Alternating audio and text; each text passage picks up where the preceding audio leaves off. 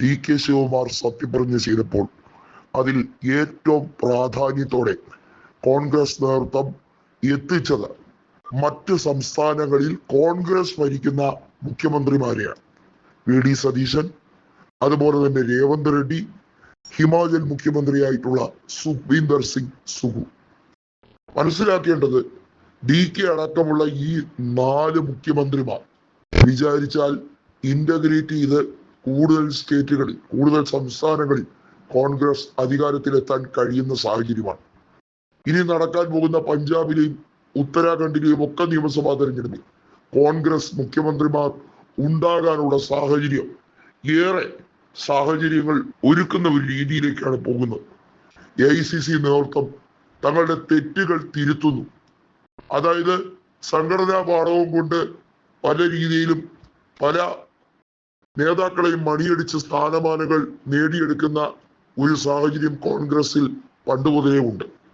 എന്നാൽ ജനകീയ വിഷയങ്ങൾ ജനങ്ങൾ ഏറെക്കുറെ ആഗ്രഹിച്ച് ജനങ്ങളുമായി ഒരു വ്യക്തിയെ ചൂണ്ടിക്കാട്ടി ഈ മനുഷ്യൻ ഞങ്ങളെ നയിക്കട്ടെ എന്ന് പറയുമ്പോൾ അതിനോട് മുഖം തിരിഞ്ഞു നിന്നാൽ ഇന്ത്യയിൽ കോൺഗ്രസിന് ഇത്രയും കാലം ഉണ്ടായ വലിയ തിരിച്ചടി, അതിന്റെ ആവർത്തനം ഉണ്ടാകും.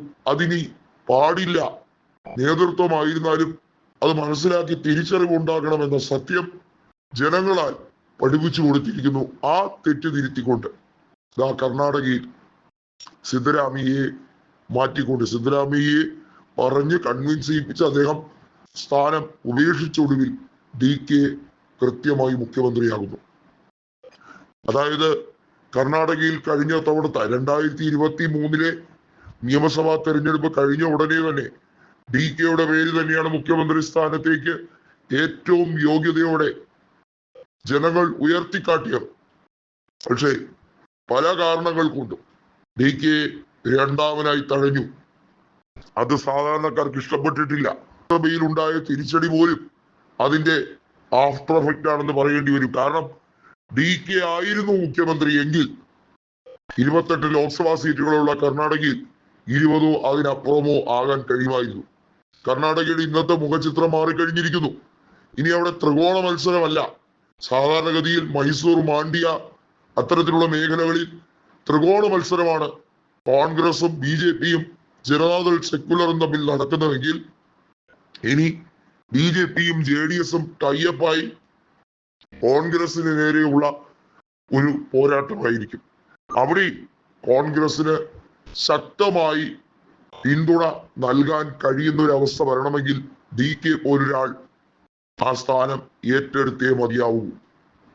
പുതിയ PCC പ്രസിഡന്റിനെ കോൺഗ്രസ് കണ്ടെത്തിയിരിക്കുന്നു.